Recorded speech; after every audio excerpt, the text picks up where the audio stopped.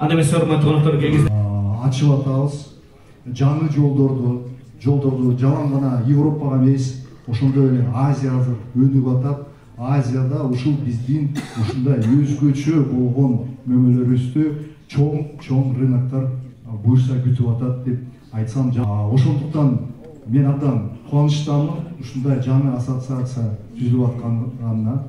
Анан ушул биздин 5 жылдык министрлер кабинетинин планында ушул багытты өнүктүрөлү деген иш-чаралар бар.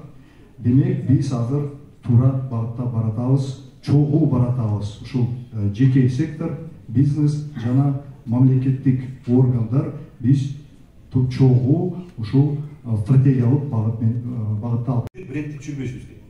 Эгер биздикинин даамы турецкийдин даамына окшоп кала турган болсо, анда биздин мындай айтканда кадыр-бартыбыз чөйт. Анда биздин товарда соодабыз слабыйт.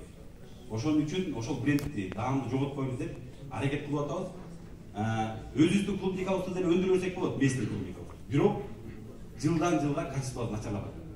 Урожай түшүп баратат. Дыйкандарга да негилден алып калды, бизге сатканга да кыйын болуп калды. Эгер биз ягаттуу тамакты өнүктүрөбүз десек, даамы жакшы, урожайы дагы жакшы, транспортировкага да жакшы сортторду тандашыбыз керек, табышыбыз керек.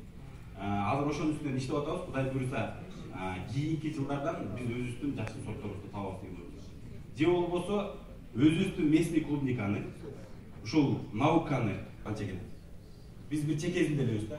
Азыр могу шаарлардын баарысына кирип, жанагы оптовый рыноктарда дагы, маркеттерге дагы товарларыбызды киргизе турган болсок, биздин объем Россияны эле камсыз кылып калабыз да. Анан эми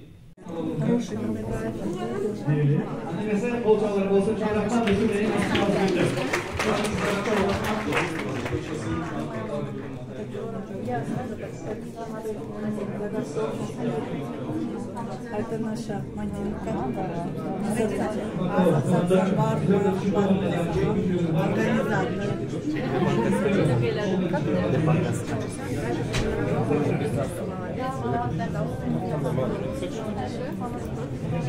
Сухофруктулар, замороженные фрукты.